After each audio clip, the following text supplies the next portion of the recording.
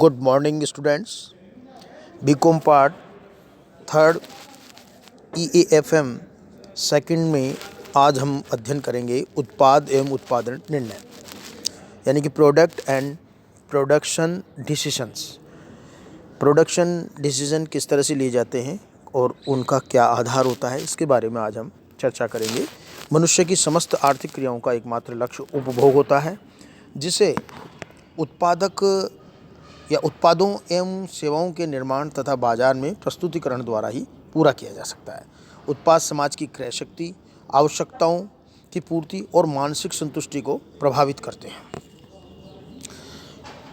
इसी तरह से यही नहीं बल्कि उत्पादित संस्था के लाभों का बुनियादी निर्धारक होता है और किसी व्यावसायिक संस्था की प्रगति, विकास तथा विस्तार का कारण होता है।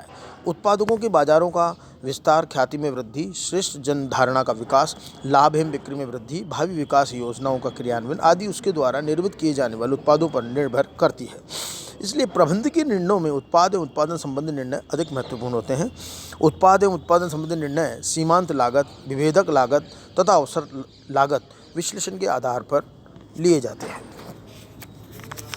उत्पाद एवं उत्पादन निर्णयों का अर्थ क्या है, इसके बारे में हम चर्चा करते हैं। उत्पाद का अर्थ या वस्तु या सेवा से है जिसका ग्राहक की आवश्यकताओं की संतुष्टि हेतु निर्माण किया जाता है। ऐसे उत्पाद को दो वर्गों, उपभोक्ता उत्पाद तथा औद्योगिक उत्पाद में विभक्त किया जा सकता है। उपभोक्ता उत्पाद वह माल है जो अंतिम उपभोक्ताओं के उपयोग के लिए बनाया जाता है, जैसे डबल रोटी। औद्योगिक उत्पाद वह माल होता है जो मुख्यतः अन्य वस्तुओं के उत्पादन अथवा सेवाओं के उपयोग हेतु बनाया जाता है, जैसे टेक्सटाइल, मशीनरी अथवा कंप्यूटर। उत्पादन निर्णय, प्रोडक्शन डिसीजंस।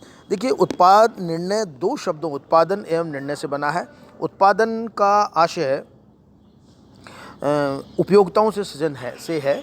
उपयोगिताओं का यह सृजन कच्ची सामग्री को अंतिम उपयोगी उत्पाद में परिवर्तित करके किया जाता है। एनसाइक्लोपीडिया ऑफ मैनेजमेंट के अनुसार उत्पादन कच्चे माल या खरीदे पुर्जों को बिक्री हेतु निर्मित माल में परिवर्तित करने की प्रक्रिया है, जबकि निर्णय से आशय किसी निष्कर्ष पर पहुंचने से है। अतः उत्पादन निर्णय से आशय उत्पादित या निर्मित वस्तु की मात्रा, प्रारूप, माप, गुण, पैकिंग आदि के संबंध में किसी निष्कर्ष पर पहुंचने की प्रक्रिया से है। उत्पाद एवं उत्पादन निर्णयों का क्षेत्र।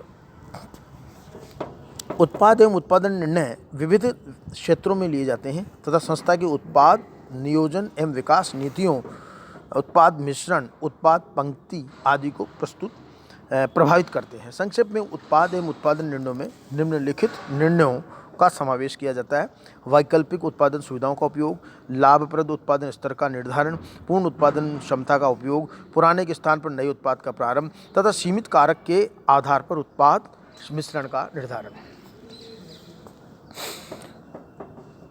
वैकल्पिक उत्पादन सुविधाओं का उपयोग के बारे में हम विस्तार से चर्चा करते हैं। जब उत्पादक के समक्ष किसी वस्तु का निर्माण करने की विविध विधियां अथवा उत्पादन की विधियों के अनेक विकल्प उपलब्ध होते हैं, तो वह उपलब्ध विकल्पों में से लाभप्रद विकल्प का चुनाव करता है। इस प्रकार के निर्णय संयंत्र एवं मशीन का प्रकार एवं आकार, यथा बड़ी मशीन या छोटी मशीन, आधुनिक प्रौद्योगिकी से अपमिश्रित मशीन या परंपरागत सरल मशीन अथवा पूंजी सघन प्रौद्योगिकी या श्रम सघन प्रौद्योगिकी, उत्पादन की स्वचालित प्रक्रिया अथवा अन्य कोई प्रक्रिया, उत्पादन हाथ से या मशीन आदि से संबंधित हो सकते हैं। इस प्रकार के विकल्प का परिणाम दो श्रेणियों में रखा जा सकता है। नंबर 1, ऐसी प्रौद्योगिकी अपनाई जाए जिसमें स्थिर लागतें अधिक किंतु प्रति इकाई परिवर्तनशील लागतें कम होने से प्रति इकाई अंशदान अधिक हो। ऐसी प्रौद्योगिकी अपनाई जाए जिसमें स्थिर लागतें कम किंतु प्रति इकाई परिवर्तनशील लागतें अधिक होने से प्रति इकाई अंशदान कम रहे। उपरोक्त विकल्प ए में अगर पहला विकल्प अगर हम काम में लेते हैं तो जोखिम अधिक किंतु लाभ की संभावनाएं भी होती है, बशर्ते सुरक्षा उपाय मार्जिन ऑफ सेफ्टी ऊंचा हो। विकल्प जो सेकंड है उसमें जोखिम कम होती है किंतु न्यून लाभ की संभावनाएं रहती है। इसलिए इस विकल्प को प्रभावित करने वाले घटकों की सावधानीपूर्वक विश्लेषण करने की आवश्यकता होती है। प्रौद्योगिकी विकल्प को प्रभावित करने वाले घटक। Factors influencing choice of technology. दोनों विकल्प फर्स्ट और सेकंड में स्थिर लागतों में अंतर की सीमा, दोनों विकल्पों में प्रति इकाई अंशदान में अंतर की सीमा, उत्पादक की वित्तीय व्यवस्था करने की क्षमता, संभावित मांग अधिक है अथवा कम, अर्थात दोनों विकल्पों में सुरक्षा उपांत की सीमा, उत्पादक की जोखिम वहन करने की क्षमता, प्रतिस्पर्धा की मात्रा या उत्पादक की वित्तीय क्षमता पर निर्भर करती है। चयन करने का मूल सिद्धांत। मुख्य बात यह है कि उत्पादक अधिक स्थिर लागतें इसलिए करता है कि वह उत्पाद की बिक्री से प्रति इकाई अधिक अंशदान की अपेक्षा रखता है। इसलिए उसे यह तय करना है कि उच्च प्रौद्योगिकी का संयंत्र अथवा उच्च क्षमता संयंत्र पर अधिक स्थिर लागतों की वसूली करने के लिए कितनी अतिरिक्त इकाइयों का उत्पादन एवं विक्रय करना होगा। ऐसा संयोजन उच्च स्थिर लागतों एवं उच्च प्रति इकाई अंशदान तथा कम स्थिर लागतें एवं कम प्रति इकाई अंशदान के बीच में होगा।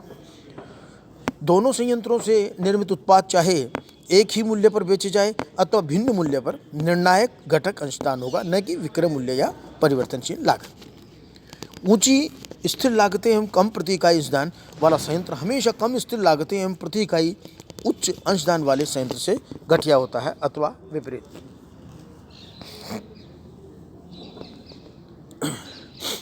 आपको मशीन X तथा Y से संबंधित आंकड़े दिए गए हैं। इस उदाहरण में आपके मशीन X और मशीन Y, फिक्स्ड कॉस्ट जो है मशीन X की है 5 लाख और मशीन Y की है 6 लाख।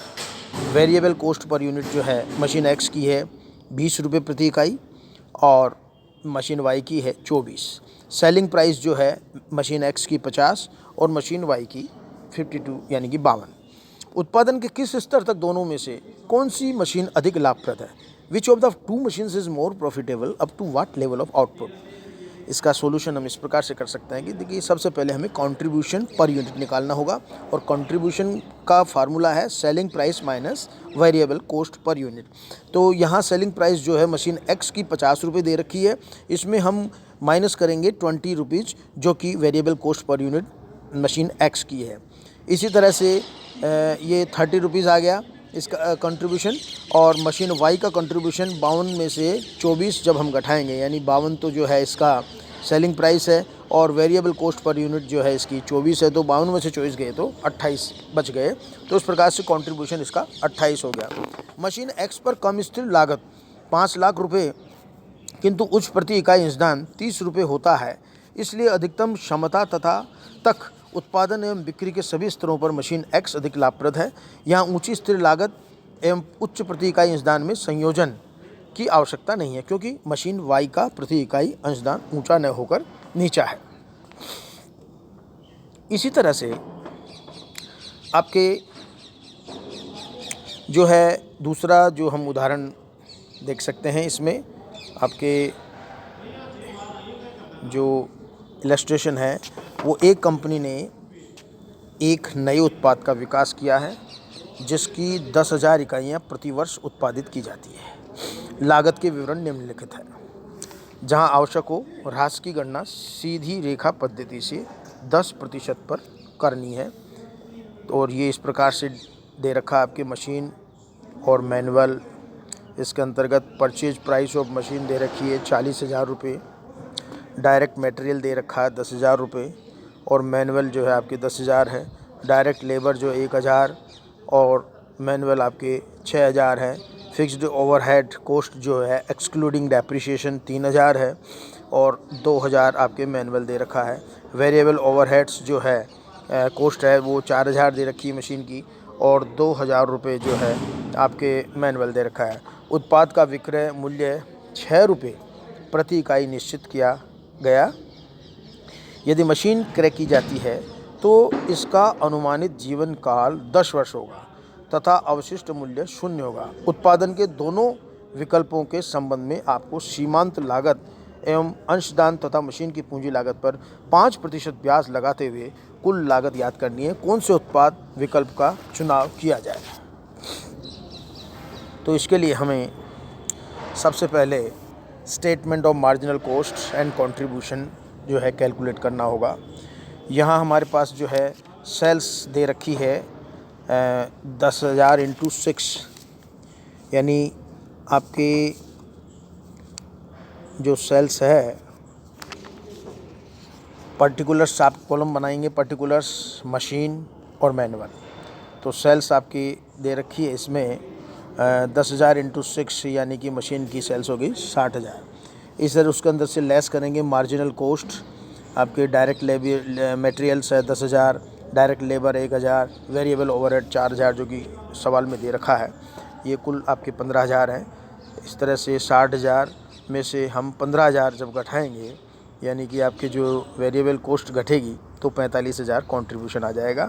इसी तरह से मैनुअल में भी 60,000 आपकी सेल्स है और इसके जो वेरिएबल्स कोस्ट हैं वो 10,000, 6,000 और 2,000 है।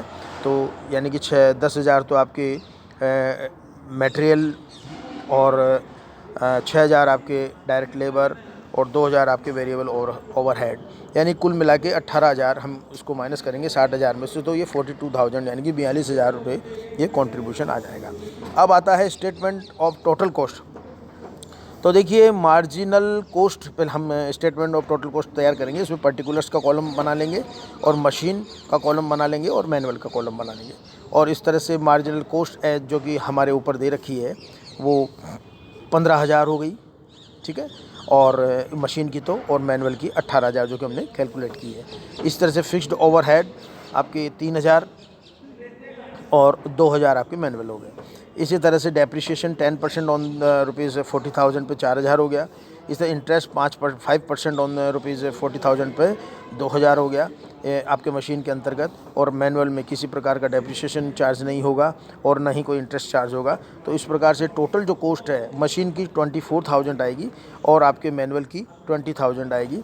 और प्रॉफिट जो है वो आपका 36,000 आपका कैलकुलेट होता है आपके उसमें मशीन में, और जो है मैनुअल में आपके 40,000 आपका प्रॉफिट होता है। और सेल्स चूँकि 60,000 है दोनों की, इसलिए ये प्रॉफिट आपका 36,000 और 40,000 आता है। तो निर्णय, अब प्रश्न ये होता है कि निर्णय क्या किया जाए। मशीन जो कि अधिक अंशदान प्रदान करती है अपनाई जा सकती है, किंतु अंतिम निर्णय लेते समय स्थायी व्ययों में वृद्धि, ह्रास तथा पूंजी पर ब्याज का विचार करना आवश्यक है। अतः इन सभी को ध्यान में रखते हुए मानव श्रम द्वारा उत्पादन विधि का ही चयन किया जाना चाहिए, क्योंकि यह मशीन विधि से अधिक लाभ प्रदान करती है। तो ये जो मैंने आपको इलस्ट्रेशन दिया है मैंने आपको समझाया है इसको, उदाहरण को, तो आप इसको स्वयं करने का प्रयास करें। Thank you.